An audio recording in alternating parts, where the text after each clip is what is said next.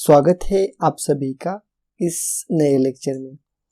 तो इस लेक्चर में अब हम प्रॉब्लम को स्टार्ट करेंगे। डिपेंड्स ऑन क्रैमर्स रूल का यूज करके हम प्रॉब्लम को सॉल्व करेंगे या फिर क्रैमर्स रूल के ऊपर हम एग्जांपल देखेंगे इस लेक्चर से। तो अभी तक हमने क्रैमर्स रूल को डिस्कस किया प्रीवियस लेक्चर में। क्रैमर्स रूल टू इक्वेशन होंगे तो किस प्रकार से हम यूज करते हैं, उसके बाद 3 इक्वेशन होंगे तो किस प्रकार से हम क्रैमर्स रूल का यूज करते हैं, और उसके बाद कुछ हमने नोट को डिस्कस किया, उसमें स्टैंडर्ड फॉर्मेट में या सब्स्टिट्यूशन करने के लिए किस प्रकार से हम करते हैं वो भी हमने देख लिया। तो चलो अब हम प्रॉब्लम को सॉल्व करते हैं। तो सबसे फर्स्ट एग्जांपल अब हम स्टार्ट करते हैं। Solve the equation by Cramer's rule और यूजिंग डिटर्मिनेंट्स। तो डिटर्मिनेंट्स का यूज करके हमें इक्वेशन को सॉल्व करना है या फिर इसे ही हम क्रैमर्स रूल भी कहते हैं। तो हमें यहाँ पर एग्जांपल दिया है 3/x-2 plus 2/y-3 is equal to 5 दिया है, और सेकेंड एग्जांपल दिया है हमें 4/x-2 minus 1/y-3 is equal to 3 दिया है। तो सबसे पहले हमें इस प्रकार से इक्वेशन दिए हैं, तो हमने नोट्स में ऑलरेडी डिस्कस किया था कि हमें इस इक्वेशन का सबसे पहले हमें लीनियर फॉर्म में कन्वर्जन करना पड़ेगा और उसी के बाद हम क्रैमर्स रूल का यूज कर सकते हैं। तो यहाँ पर सॉल्यूशन इस प्रकार से गिवन जो भी गिवन इक्वेशन दिए हैं वो एज इट इज लिखना, और उसके बाद to convert this equation into linear form, हमें इन इक्वेशन को लीनियर फॉर्म में कन्वर्जन करना पड़ता है। तो उसके लिए हम क्या सब्स्टिट्यूशन, जो भी हमने नोट्स देखे थे ना, तो यहाँ पर हमें क्या सब्स्टिट्यूट करना पड़ेगा।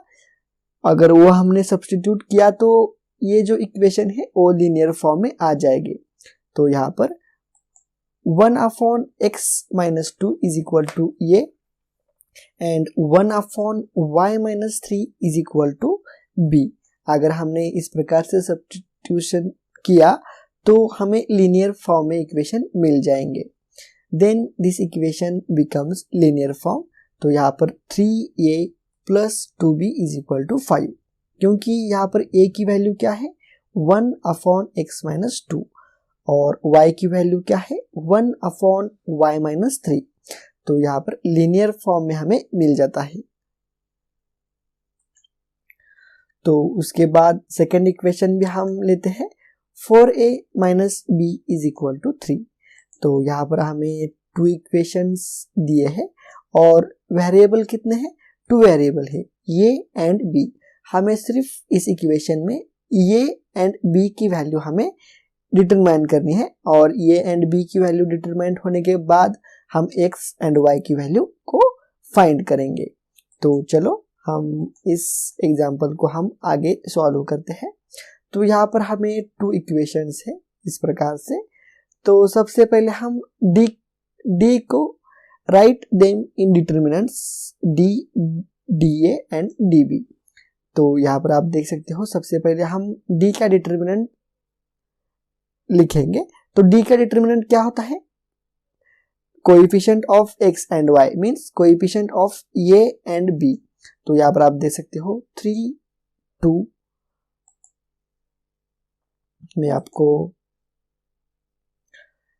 मैं यहाँ पर आपको सबसे पहले दिखाता हूँ कि 2 इक्वेशंस को हम किस प्रकार से लेते हैं। तो यहाँ पर आप देख सकते हो d का डिटर्मिनेंट क्या होता है, x एंड y के कोएफिशिएंट होते हैं। तो a1 b1 और a2 b2। तो इस प्रकार से a1 b1 और a2 b2। तो उसी प्रकार से हम सॉल्व करेंगे। तो यहाँ पर आप देख सकते हो d का डिटर्मिनेंट क्या होता है, x और y का क्या है, यहाँ पर a एंड b के फॉर्म में है। तो a का कोएफिशिएंट और b का कोएफिशिएंट। तो यहाँ पर 3, 2 एंड 4 -1। तो यहाँ पर 4 एंड -1। तो हमें d का डिटर्मिनेंट यहाँ पर मिल जाता है। तो उसके बाद हम इस 2/2 को डिटर्मिनेंट जो है उसे हम सॉल्व करते हैं। तो 3 × -1 यहाँ पर। उसके बाद -4 इंटू 2, तो -4 इंटू 2, तो उसके बाद 3 इंटू -1 -3 हो जाता है, और 4 इंटू 2 8, तो यहाँ पर ये माइनस साइन, यहाँ पर -8। उसके बाद माइनस माइनस प्लस हो जाता है, तो यहाँ पर, और जो भी आंसर आता है उसको हम जो भी इन दोनों में से जो भी वैल्यू बड़ी होती है उसका साइन दे देते हैं। तो यहाँ पर 8 बड़ी है और उसका साइन माइनस है, इसलिए हम यहाँ पर माइनस साइन देते हैं। तो यहाँ पर -11 समझ में आ गया। हमने d की वैल्यू किस प्रकार से निकाली। उसके बाद हम dA की वैल्यू निकालते हैं। तो dA की वैल्यू निकालने के लिए d में d का जो भी डिटरमिनेंट होता है उसमें जो भी a के कोएफिशिएंट है उसे हम रिप्लेस करते हैं कांस्टेंट से। तो यहाँ पर देख सकते हो आप 5 3 4 को हमने रिप्लेस किया 5 3 से, तो यहाँ पर 5 3 एज इट इज, और remaining part as it is 2 1, तो यहाँ पर 2 1 एज इट इज। तो अब हम dA का डिटरमिनेंट सॉल्व करेंगे। तो 5 इंटू -1, 5 इंटू -1 -5 हो जाता है, और उसके बाद -3 इंटू 2, -3 इंटू 2 -6 हो जाता है, और माइनस माइनस प्लस होता है, तो +11 -11 यहाँ पर आंसर आ जाता है dA का।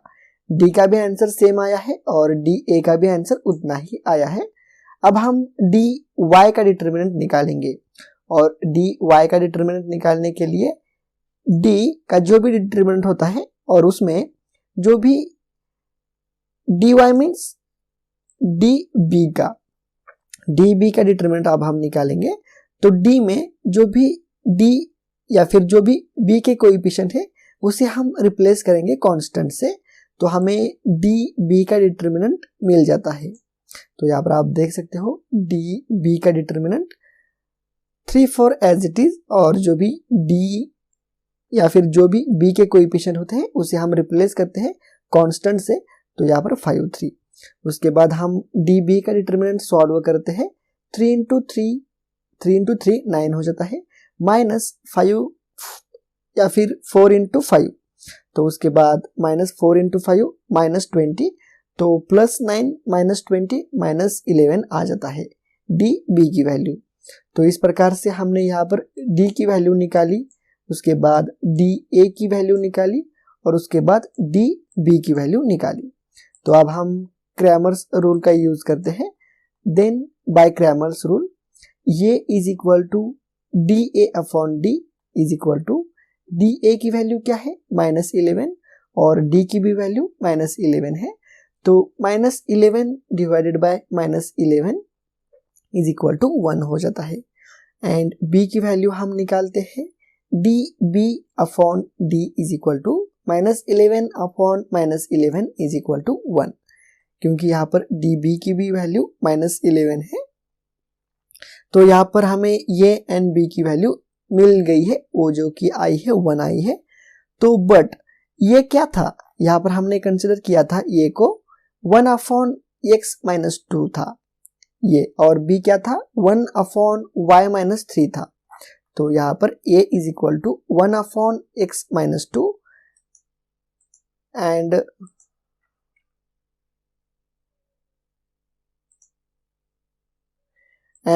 y means b is equal to 1 upon y minus 3। तो यहाँ पर हम a की वैल्यू पुटअप करते हैं जो कि 1 आई थी, तो यहाँ पर 1 upon x minus 2 is equal to 1, और यहाँ पर b की वैल्यू हम पुटअप करते हैं जो कि 1 आई थी, 1 upon y minus 3 is equal to 1। अब हम इसे सॉल्व करेंगे तो हमें x एंड y की वैल्यू मिल जाती है। तो आप यहाँ पर देख सकते हो 1 upon x minus 2 is equal to 1 है, तो x माइनस 2 यहाँ पर मल्टीप्लीकेशन में चला जाएगा, तो 1 is equal to x minus 2 हो जाएगा। तो यहाँ पर x minus 2 is equal to 1। Same उसी प्रकार से y माइनस 3 इस साइड में मल्टीप्लीकेशन में चला जाएगा, तो 1 is equal to y minus 3 हो जाएगा। तो यहाँ पर y minus 3 is equal to 1। उसके बाद x is equal to 1 plus 3 हो जाता है, -2 इस साइड चला जाएगा तो +2 होता है, तो 1 प्लस 2 3 हो जाता है। तो यहाँ पर x की वैल्यू 3 आ जाती है, और यहाँ पर y minus 3 is equal to 1 है, तो माइनस 3 इस साइड प्लस 3 बन जाता है, तो 1 प्लस 3 इज इक्वल टू 4 आता है। तो यहाँ पर आप देख सकते हो y इज इक्वल टू 4। तो हमें यहाँ पर सॉल्यूशन सेट इज 3 and 4। तो हमें यहाँ पर x एंड y की वैल्यू मिल जाती है। x की वैल्यू 3 आती है और y की वैल्यू 4 आती है। तो बाद में हम क्या करेंगे, x एंड y की वैल्यू जो कि 3 and 4 आई है वो हम इस इक्वेशन में पुटअप करेंगे। 3 अपॉन x की वैल्यू क्या आई है, 3 आई है, तो 3 upon 3 minus 2 plus 2 upon y की वैल्यू 4 आई है, 2 upon 4 minus 3 is equal to 5 आना चाहिए। अगर आपका 5 आ जाता है, ऐसे राइट डाउन करके मत लिखना या एग्जाम में शो मत करना, सिर्फ अपने कैलसी में या फिर अपने दिमाग में करके देख लेना। अगर राइट आता है तो आपका आंसर बरोबर है। समझ में आ गई ये बात? सिर्फ चेक करने के लिए आपका आंसर सही है कि नहीं, ये सिर्फ चेक करने के लिए हम इस मेथड का यूज करते हैं। जो भी x एंड y की वैल्यू आ चुकी है वो हम इस इक्वेशन में पुटअप करेंगे और 5 आता है क्या नहीं देख लेते हैं, या फिर 3 आता है क्या नहीं ये देख लेते हैं। अगर 3 आ जाता है या फिर 5 आ जाता है बाय यूजिंग दिस इक्वेशन, तो हमारा आंसर बराबर है, ऐसा हम कंसिडर करते हैं। तो एग्जाम्पल यहाँ पर सॉल्व हो गया है पूरा का पूरा। इसी प्रकार से आप एग्जाम में भी सॉल्व करना, और फॉर्मेट जो है वो सेम इसी टाइप में रखना, फॉर्मेट भी आंसर शीट में अपने। तो चलो, ये लेक्चर अगर आपको सच्ची में समझ में आ गया है तो आप मुझे कमेंट करके बताना और इसे अपने दोस्तों के साथ भी शेयर करना। तो चलो, अब हम मिलते हैं नेक्स्ट लेक्चर में। एग्जाम्पल नंबर 2 को हम देखेंगे। सिंपल सा एग्जाम्पल है, इसे हम एग्जाम्पल नेक्स्ट लेक्चर में इसे हम सॉल्व करते हैं। तो चलो, मिलते हैं हम नेक्स्ट लेक्चर में।